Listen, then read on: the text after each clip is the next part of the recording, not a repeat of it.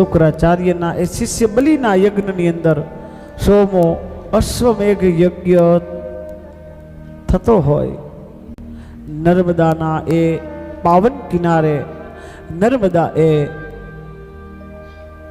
કર્મ નદી છે અને નર્મદાના એ પાવન કિનારે અશ્વમેઘ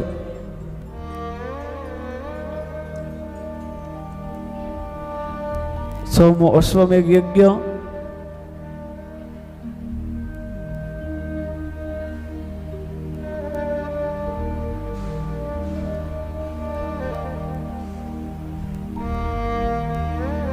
અશ્વમેઘ યજ્ઞ થતો હોય, વામનજી પધારે છે અને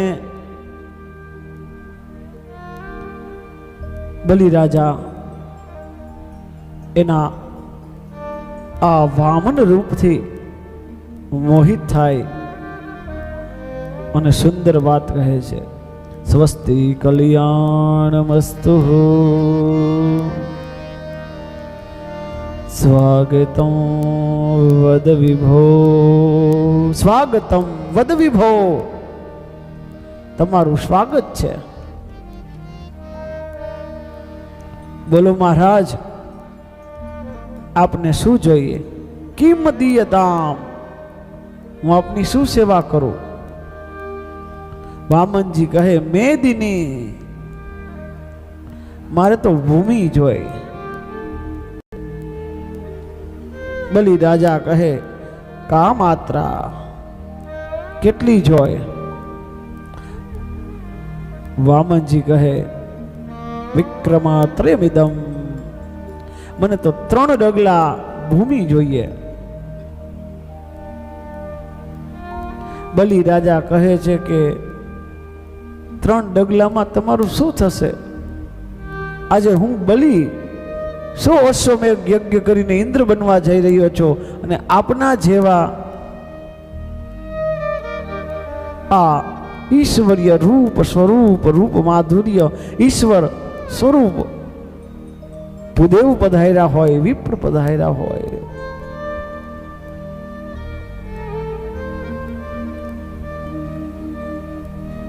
તો પછી માંગવામાં શરમ ન રાખો. જેટલું જોતું હોય એટલું હું આપવા તૈયાર છું. વામન ભગવાન હસે છે આ વાત ઉપર.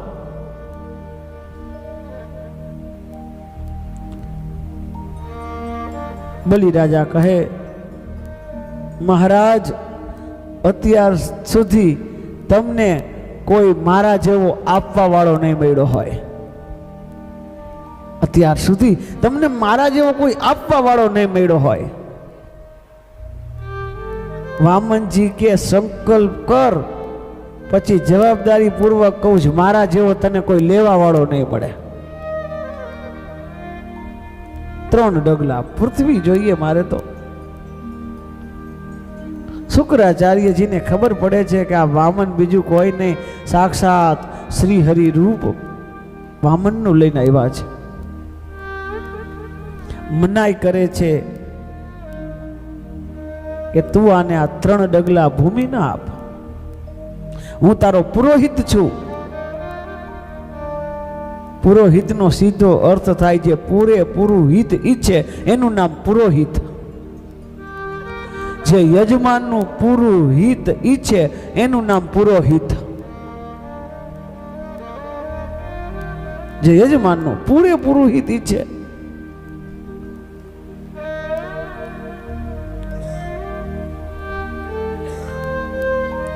ત્રણ ડગલા પૃથ્વીનો સંકલ્પ.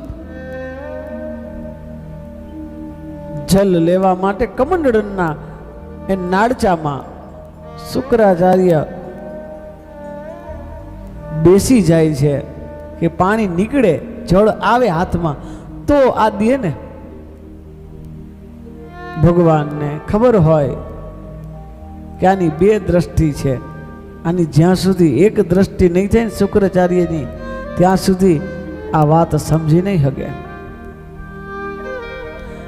ભગવાને દર્ભ લીધું અને શુક્રાચાર્યની એક આંખ ફોડી છે. સુંદર ભાવ છે. બે દ્રષ્ટિ, બે આંખ, બે દ્રષ્ટિ, એક આંખ એક દ્રષ્ટિ. હું અને મારું આ બે દ્રષ્ટિ, હું અને મારું આ બે દ્રષ્ટિ છે.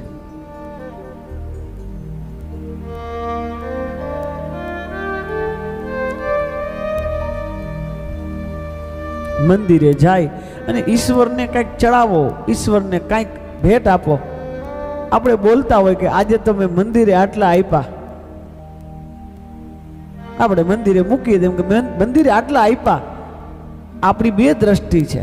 શુક્રાચાર્યજી આપણે શું ઈશ્વરને આપી હકી? ઈશ્વરે જે આ બધું ઈશ્વરનું જ છે. કોઈની વસ્તુ કોઈને આપો તો આપ્યું ન કહેવાય. કોઈના પાકીટમાંથી 500 રૂપિયા તમે લ્યો અને પછી એમાંથી તમે એને 100 રૂપિયા આપો તો એને આપ્યું ન કહેવાય, એને 400 લીધા કહેવાય. કોઈની વસ્તુ કોઈની લઈ અને કોઈને આપવી એ આપ્યાનો કે આપણી હોય અને એને આપી એ આપ્યું કહેવાય. તો જરાક વિચાર કરો, આમાં બલિનું છે શું? જે કઈ છે ઈશ્વરનું જ છે. ભગવાનનું હતું, ભગવાનને આપવાની વાત હતી. શુક્રાચાર્યજીની બે દ્રષ્ટિ હતી કે આ બલિનું છે, આ વામનનું છે. શુક્રાચાર્યજીની એક દ્રષ્ટિ કરી. વામનજી કહે છે કે જરાક એક દ્રષ્ટિથી જોવો તો ખરી કે બલિ પણ હું છું, એટલે કે દેવા વાળો પણ હું છું અને લેવા વાળો પણ હું છું. અને અમે બે જે દઈ છી અને લઈ છી એ જે 3 ડગલામાં જે પૃથ્વી છે ને એ પૃથ્વી હું છું. હગો તો 3 ડગલામાં એની તાકાત છે લેવા માટે. 4થું ડગલાની જરૂર ન હોય, એ 3 ડગલામાં જ લઈ લઈએ. અને 3 ડગલામાં લઈએ ને એ 3000 ડગલા મૂકો ને તોય પૂરું ન થાય એટલું આપી શકે. બહુ કૃપા કરી છે બલિરાજા ઉપર ભગવાને. બલિરાજાએ સંકલ્પ કર્યો હતો કે મને ઇન્દ્રપદ મળે, મને ઇન્દ્રપદ મળે. એના માટે 100 યજ્ઞ કરવાતા. ભગવાને આવી એની ઉપર અતિ કૃપા કરી. આહા, કેટલી કૃપા કરી. લોકોને એમ લાગે કે બલિરાજાનું 3 ડગલામાં વામનજીએ લીધું. જરાક વિચાર તો કરો કેટલું આપ્યું. એને ઇન્દ્રપદ માટે જોતું હતું, પણ 3 ડગલામાં પૃથ્વી ભગવાનને અર્પણ કરી તો ઇન્દ્ર તો નહીં, સાક્ષાત એને શ્રી હરિનું પદ મળ્યું. જે વાત, જે સેવા આ દુનિયામાં કોઈને નથી મળી. આહા, શ્રી હરિનો ચરણ બલિના મસ્તક ઉપર ચડ્યો છે. આટલી કૃપા.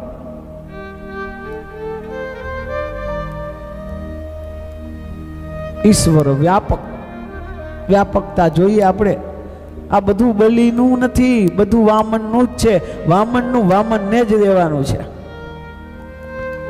પણ એને વિરાટ થઈને લેવા આવવું પડે, એના કરતા વામન છે ત્યારે દઈ દો. જ્યાં સુધી એ વામન છે ત્યાં સુધી આપી દો. તમારી પાસે લક્ષ્મી છે એ તમારી નથી, તમારી પાસે છે. 3 ડગલામાં પૃથ્વી, આહા, અતળ વિતળ રસાતળ મહાતળ પાતાળ ભૂલોક ભૂલોક ભોલોક મહલોકો જનલોકો તપોલોકો સત્યલોકો વૈકુંઠ ઇત્યાદિ. 2 ડગલામાં તો બધું લઈ લીધું ભગવાન. અને કહે બલિ બતા, આ ત્રીજો પગ ક્યાં મૂકું? બલિ રાજા કહે છે કે મહારાજ, તમે વામન બનીને આવ્યા, વિરાટ બન્યા, 2 ડગલામાં ભલે બધું લઈ લીધું, પણ સર્વસ્વ મેં તમને અર્પણ કર્યું. સર્વસ્વમાં સર્વ તો અર્પણ કર્યું, પણ સ્વનું સમર્પણ બાકી છે. સર્વસ્વ શબ્દમાં તો 2 શબ્દ જોડાયેલા હોય, સર્વ અને સ્વ. હજી મેં મારું તો બધું તમે લઈ લીધું, હજી મને નથી લીધો. અને આહા, બલિ રાજા પોતાનું મસ્તક ઝુકાવીને કહે છે કે દાસનો સ્વીકાર કરો. ભગવાન વામને એની ઉપર એક પોતાનો જમણો પગ મસ્તક ઉપર બલિનો સ્વનો પણ સ્વીકાર કર્યો. અને એટલે તો આપણે કહી મેરા સર્વસ્વ તુજકો અર્પણ.